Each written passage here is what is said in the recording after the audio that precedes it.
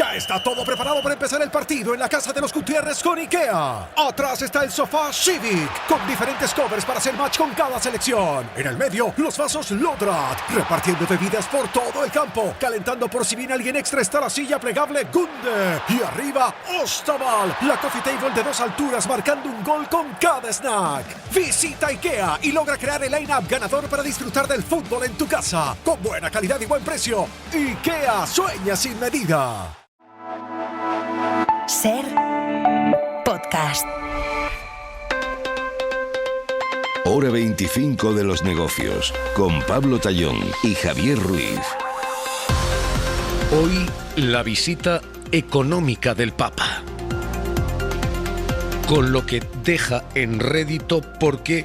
Porque el turismo religioso se está disparando y va a dejar rentabilidad aquí en España y por lo que deja de ingresos. El IRPF sigue subiendo. Cada vez hay menos donantes, es cierto, pero cada vez más dinero en las arcas de la Iglesia. Así que hoy vamos a mirar activos y virtudes teologales, lo que la Iglesia ingresa, y vamos a leer pecados capitales, nunca mejor dicho. Hoy lo que la Iglesia no paga, porque después de muchos años de batalla y de tantos años de gobierno progresista, lo cierto es que el IBI sigue siendo asignatura pendiente. Las inmatriculaciones, bienes que la Iglesia ha puesto a su nombre, siguen siendo asignatura pendiente y muchas exenciones fiscales son hoy todavía una realidad. Hoy el elefante en la habitación, hoy de lo que nadie habla cuando se habla de la visita del Papa. Hoy el cepillo de la Iglesia en Hora 25 de los negocios.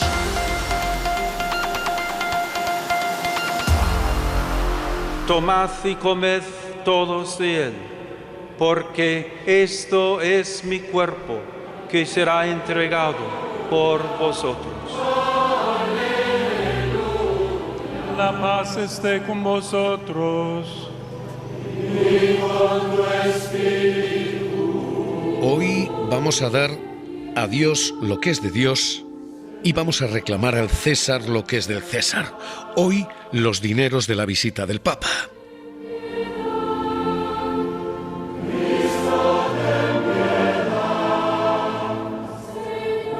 Porque este está siendo el gran silencio en todo el coro que rodea a la visita de León XIV.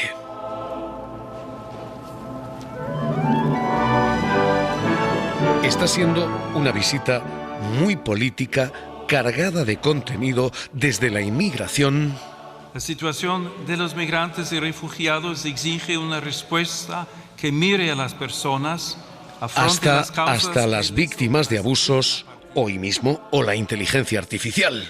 Hoy, los nuevos mundos que se abren ante nosotros ya no se dibujan en los mapas, se despliegan en la técnica, en la economía, en la biomedicina. Pero nada, absolutamente nada se ha dicho del dinero de la Iglesia, de lo que deja esta visita y de lo que deja a deber, porque las cifras en la Iglesia siguen teniendo un enorme pecado capital. Los dineros del Papa y su visita hoy merecen activos y pasivos para la lectura.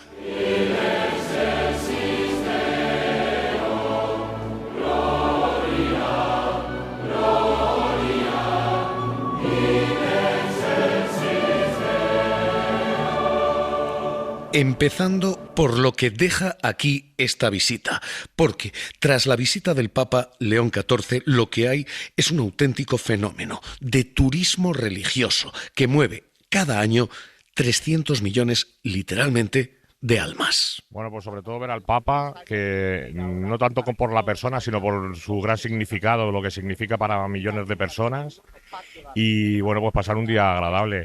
Y ver el Palacio Real, y ya si vemos a los reyes... Son 180.000 millones de euros en todo el mundo lo que mueve ese turismo este año, según Business Research Company, incluyendo todos los servicios de alojamiento, transporte especializado y gasto inducido en las comunidades de tránsito. ha dedicado su trabajo a decorar con las letras y... El 40% de ese dinero, de esos 180.000 millones, se mueven aquí en Europa, en España, en Francia, en Portugal y en Polonia. Y el crecimiento de este turismo religioso es extraordinario. Crece a ritmos anuales del 10% interanual. Así que lo que estamos viendo aquí, y por supuesto, esta visita del Papa León XIV. Hemos traído sillas para poder sentarnos, paraguas para protegernos del sol, crema solar, esterillos para que se sienten los jóvenes. La estimación de este viaje, Edu Hernández, ¿qué tal? Muy buenas noches. ¿Qué tal, Javier? Buenas noches. Es que puede dejar hasta 150 millones de euros. Sí, con un impacto que vendrá sobre todo por la parte del sector turístico. De esos 150 millones de euros se estima que prácticamente la mitad, unos 73 millones, se queden en la ciudad de Madrid, según datos de Datapiel Mabrian. La consultora de inteligencia turística señala que todo ese gasto se va a concentrar especialmente en los servicios de restauración, casi 8 de cada 10 euros. Ojo también en Madrid a los alojamientos, porque estos días cuestan de media más o menos casi 300 euros y han subido casi un 5% respecto al año pasado. En el caso de Barcelona, la ocupación ha aumentado en hasta 7 puntos respecto a hace justo un año, según datos del Consejo Mundial de Viajes y Turismos. Vamos a mirar otros eventos que han contado con la presencia del pontífice en años anteriores aquí en España. Por ejemplo, tenemos la Jornada Mundial de la Juventud de Madrid de 2011, a la que asistió el Papa Benedicto XVI. Este evento generó más de 207 millones de euros en gasto de visitantes y las pernoctaciones aumentaron un 29%. Recordemos también la otra visita de Benedicto XVI a Barcelona, esto fue en 2010. Aquí los ingresos generados ascendieron a casi 30 millones de euros. Así que ahora mismo, estos son ingresos que el Papa trae, que no ingresa, pero que deja en ciudades como Madrid. Y este es uno de los grandes activos. El turismo religioso es un fenómeno creciente. El segundo gran ingreso es el del IRPF. Esto consolida fieles y donaciones. Y ahora mismo hay una crisis de donaciones. Los datos de la agencia tributaria que les adelantaba la SER demuestran que hay pocos donantes, hay mucho dinero, pero la Iglesia está registrando cada vez menos donantes. A principios de este año, emprendimos un viaje para mostrar la labor de la Iglesia. 9 millones de personas nos han acompañado marcando la casilla de la Iglesia en su declaración de la renta. La X de la Iglesia está en decadencia, así que la visita del Papa puede influir para que se marquen de nuevo. Hace 20 años, 1 de cada 5 españoles marcaba esa casilla de la X de la Iglesia. Hace 20 años eran 1 de cada 5, en concreto el 21,7%. Eso era hace 20 años.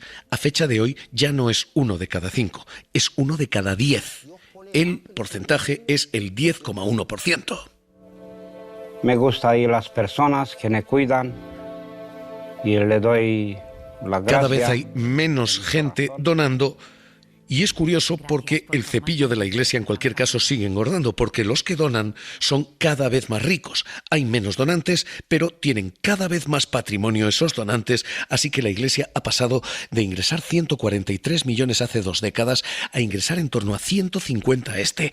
Jordi Fábrega, ¿qué tal? Muy buenas noches. Hola, buenas noches. En cualquier caso, aquí tenemos la misma crisis que en la fe. Tenemos una crisis de menos y menos donantes. Sí, porque el número de los que marcan solo la X de la Iglesia en la declaración de la renta, como dices, está bajando. Son ahora mismo solo un 10% a los que hay que sumar, los que también marcan las 2 casillas. Pero si nos fijamos, los que exclusivamente quieren destinar el 0,7% de lo que pagan en el impuesto de la renta a financiar la Iglesia Católica han bajado a la mitad. Solo un 10%, pero la cuantía que dan a la Iglesia, como dices, es superior a la de hace 20 años. Son casi 150 millones de euros. Si sumamos a estos contribuyentes los que marcan las 2 casillas, la de la Iglesia y la de fines sociales, al final la Iglesia Católica recibe dinero de prácticamente el 30% de los contribuyentes y, sumando unos y otros, recibe algo más de 400 millones de euros anualmente. Pero pasa especialmente esto que dices, que es que el perfil de quien decide donar parte de sus impuestos impuestos a la Iglesia es el de una persona con mucho dinero. Cuanto más rico, más se paga la Iglesia. De hecho, más de la mitad de los que ingresan más de 150.000 euros al año hace su donación a la Iglesia católica. En cambio, entre los que tienen rentas bajas, ese porcentaje no llega al 25%. Y hay una segunda característica de este perfil de donante a la Iglesia. Cuanto más mayor, más se dona. Los que más contribuyen a la Iglesia son los que tienen más de 70 años. En este grupo, la mitad de los que contribuye y declara IRPF opta por marcar la casilla de la Iglesia. En cambio, entre los menores de 40 años, esta proporción no llega ni al 20%. Así que hay una crisis de vocaciones fiscales entre los más pobres y entre los más jóvenes. El cepillo fiscal de la Iglesia está más lleno que nunca. Los bancos y los reclinatorios están más vacíos. Hay menos donantes, esos donantes son más ricos. Y esto es lo que ahora mismo está salvando las cuentas de la Iglesia. Que el Papa venga a Madrid puede influir a que esos jóvenes marquen esa casilla, puede acrecentar la base en la que se firma ese X de la Iglesia. Estos son los dos grandes movimientos y las dos grandes fuentes de ingreso, los dos grandes cambios con esta visita del Papa. Hay un tercero que deja muchas interrogaciones, pero que demuestra que si se quiere, se puede.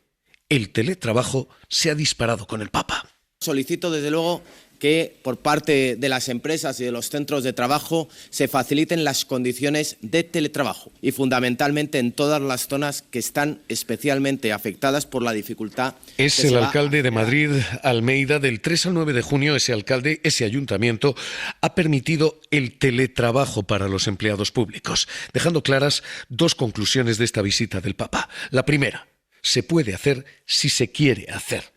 El teletrabajo en España tiene una escasa implantación, 15,7% de los trabajadores teletrabajan frente al 23% de la Unión Europea, 52% en Países Bajos, 1 de cada 2. Aquí es el 15%. Esto es una cuestión de voluntad. En España sigue mandando el presentismo, salvo cuando se quiere lo contrario. Se hizo en pandemia y se hace ahora en visita papal. Se puede hacer. La segunda conclusión en mercado laboral es que esto se hace más como parche ante la debilidad de los transportes públicos que se ven amenazados por colapso si las avalanchas de trabajo se mantienen en ciudades ahora cortadas por la visita del Papa. Como he recordado en mi reciente encíclica, la tecnología en sí misma no es neutral porque tome el rostro de quien la concibe. Así que el saldo económico que deja la visita es, en materia fiscal, la de una inyección a las cuentas de la Iglesia y en materia laboral, la de una mezcla de voluntad de teletrabajo y precariedad en el transporte. Los sindicatos han reclamado una solución para todo esto y es el diálogo social. Santidad, vivimos un momento histórico. La inteligencia artificial está transformando el mundo del trabajo a una velocidad sin precedentes. Y tenemos ante nosotros una decisión fundamental. Dejar que ese cambio ocurra sobre las personas trabajadoras o construirlo con ellas. La respuesta es clara.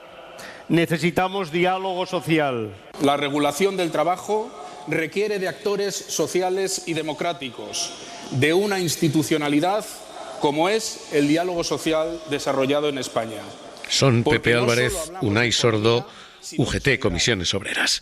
Estos son los activos que deja la visita del Papa, las virtudes teologales, si ustedes quieren. Y a partir de aquí, los pasivos, los pecados capitales. Nunca, mejor dicho, lo de capitales, porque la Iglesia está pasando en esta visita muy por encima de los muchos privilegios económicos que no están siendo ni siquiera objeto de debate. El fundamental, el de las inmatriculaciones, los bienes que la Iglesia se anotó, se inscribió a su nombre y que deben ser revertidas, o al menos eso es lo que se decía. Pudieron inscribirse gran cantidad de inmuebles a nombre de la Iglesia gracias a la legislación hipotecaria de José María Aznar. Nosotros actuamos con honradez, actuamos con determinación, sabemos lo que tenemos que hacer y pensamos en el interés de todos. Aznar concedió a la Iglesia la potestad de convertirse en una especie de notaria de sí misma. Le permitió hacer inscripciones registrales como si fuera una administración pública. Y el resultado es que la Iglesia puso a su nombre casi 35.000 inmuebles en España. En concreto fueron 34.961 bienes inmatriculados. El actual gobierno prometió recuperarlos, lo hizo Pedro Sánchez. El Gobierno realizará las modificaciones legislativas oportunas, ya les anuncio, para facilitar la recuperación de los bienes que hayan sido inmatriculados indebidamente por la Iglesia. Nunca han sido devueltos. Lo más que se ha conseguido es elaborar un listado. Y lo que sabemos es que entre 1998 y 2015, con fecha 2021, la Iglesia se había embolsado 34.961 bienes. 20.000 eran templos, dependencias vinculadas al culto, pero ojo, otros casi 15.000 son viviendas, locales, solares o terrenos que se prometieron recuperar una vez y otra vez. Se trata de 34.961 inmatriculaciones, de las cuales 20.014. El caso más flagrante es el de la mezquita de Córdoba, inmatriculada por aproximadamente 30 euros y que reporta a la Iglesia ingresos anuales de 24 millones de euros. Que no se relacionan con estos usos, que son terrenos, solares, viviendas, locales. Este es el primer pecado capital que no está resuelto, el de las inmatriculaciones. Hay un segundo pecado capital y es el de las exenciones fiscales de las que goza la Iglesia. La Iglesia ha aceptado un pequeñísimo sacrificio. Ha renunciado a 2 exenciones menores en el año 2023 que suponían un pago extra de 16 millones en impuestos. Hoy, el acuerdo que hemos firmado supone que la Iglesia Católica renuncia a los privilegios que tenía para no pagar determinados impuestos, en concreto la licencia de obras, el ICIO, el impuesto de construcciones, instalaciones y obras, y también las contribuciones especiales.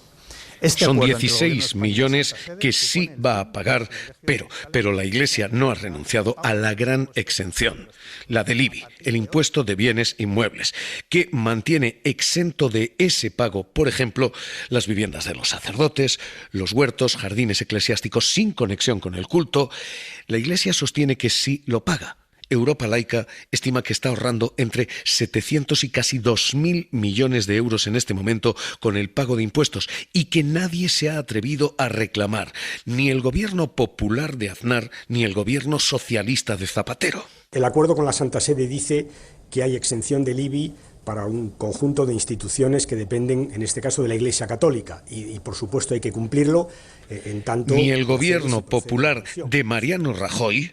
Estamos hablando de algo que data de hace mucho tiempo y que ningún gobierno en España lo ha cambiado. Me parece de sentido común que se hagan acuerdos con otros países. Ni el gobierno socialista de Pedro Sánchez, que asegura que no renuncia a esos bienes inmuebles y a ese impuesto de inmuebles desde 2022. No, el gobierno no renuncia, por supuesto, a ninguno de esos 35.000 bienes. Lo que hemos hecho ha sido pero que casi un lustro más tarde no ha recuperado. Este gobierno, que es el diálogo, que son los acuerdos con diferentes, hemos conseguido que la Iglesia Católica... Este es el saldo económico que ahora mismo deja esta visita, lo que brilla y lo que se está destacando y lo que de momento sigue oscuro y ni siquiera se está debatiendo. José Antonio Naz Valverde, presidente de Europa Laica, ¿qué tal? Muy buenas noches. Buenas noches, ¿qué tal? Empecemos por los ingresos. ¿Esto agita la base de donantes o la Iglesia tiene un problema con donaciones? Bueno, yo no creo que esto tenga que influir en que haya que haya más personas que pongan que marquen la trepilla, sino que yo creo que poco a poco se tiene que ir entendiendo que la riqueza y todos los privilegios económicos son inmensos y que no hay que aportar más todavía, ¿no?, a todo esto. Déjeme preguntarle por eso, los privilegios y lo que ahora mismo sigue sosteniéndose. Desgravaciones, IBI. ¿Cuál es la estimación? ¿Cuál es la situación? ¿A fecha de hoy se puede corregir ese impago? Bueno, a fecha de hoy tendría que corregirse, según los propios criterios de la Unión Europea. Es decir, en muchos de los casos estamos hablando de un impuesto que la Unión Europea ya ha dicho que debe de pagar como todo el mundo tiene que pagar, ¿no? Ahora mismo nosotros estimamos que puede ser anualmente 700 millones de euros por ese solo concepto, por lo que es la exención del IBI, teniendo en cuenta que esto es anual, es decir, cada año estamos dejando de ingresar en el Estado 700 millones. Y fundamentalmente yo creo que ya estaba muy avanzado el proceso para hacerlo efectivo, pero al final entra por medio la ley de mecenazgo, se hacen interpretaciones un tanto laxas de esa ley y se termina por permitir que no se pague IBI de inmuebles que son claramente no están dedicados al culto y que son claramente, en muchos de los casos, son lucrativos, ¿no? Se dedican a acciones lucrativas. Nos quedan las inmatriculaciones. ¿Vía abierta aquí para la restitución? Bueno, las inmatriculaciones yo quería corregir un poco. Se habla del listado que sacó el gobierno, era de 35.000 bienes estimados desde el 78 al 2015, pero no sé cuánto, ese mismo listado ya en esa fecha, por lo que Europa ha podido comprobar en distintos territorios y demás del Estado español, es bastante mayor. Y si se incluyen todas las inmatriculaciones realizadas desde 1953, nos encontraríamos con el montante de unos aproximadamente 100.000 bienes. 100.000 inmuebles. 100.000 inmuebles. Y claro, de eso, inmuebles más, no está contabilizado para nada los bienes muebles. Que eso además está suponiendo una pérdida del patrimonio nacional porque se están vendiendo y los inmuebles todavía se puede medio controlar algo, pero los bienes muebles son una cantidad muy grande que se están ya incluso están desapareciendo del patrimonio. ¿Hay estimación económica? Eso es, ¿quién puede decir poner un precio a la mezquita? Yo que soy de Córdoba. ¿Quién puede poner un precio a la mezquita de Córdoba?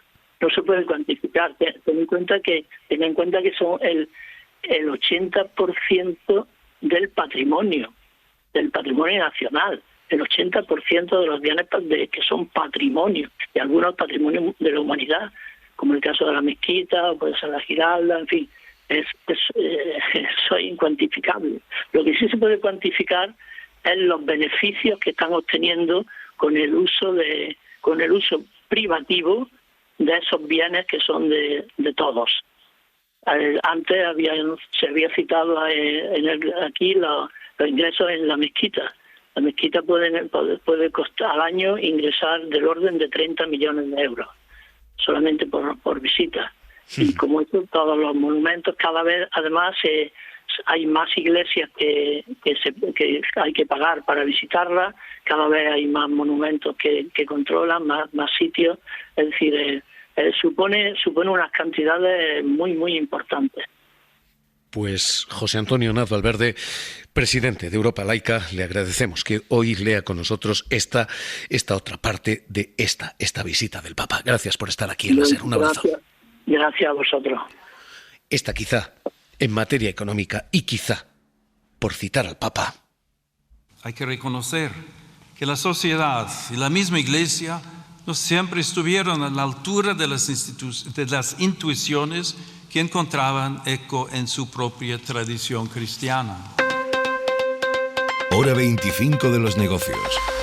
Cadena SER. I'd like to see a more En los mercados, los ataques, los frenos y las controversias entre Donald Trump y Netanyahu siguen marcando las bolsas. El petróleo ha vuelto a subir otro 1,5%, lleva acumulado un 41% de subida y las bolsas, Pablo Anzola, ¿qué tal? Muy buenas noches. ¿Qué tal? Buenas noches, Javier. Están pendientes única y exclusivamente de esto. Sí, de hecho el IBEX 35 ha terminado con cierta tibieza la sesión, aunque ha llegado a desplomarse casi un 1% en la apertura, ha terminado conteniendo el golpe y cede un 0,6% al cierre, termina en los 18.223 puntos. Vuelve a alejarse, por tanto, de los niveles previos a la guerra que ha llegado a rozar en los últimos días. Solaria es la gran golpeada en la sesión, pierde casi un 3%, mientras el tono en el resto de bolsas europeas también es de dudas generalizadas. La francesa, por ejemplo, ha perdido un 0,2% y prácticamente plano se ha quedado al cierre el índice europeo Eurostoxx. Así cerramos hoy, el día en que hemos leído la factura de la visita del Papa. Hora 25 de los negocios. Terminamos. Para no perderte ningún episodio, síguenos en la aplicación o la web de la SER, Podium Podcast o tu plataforma de audio favorita.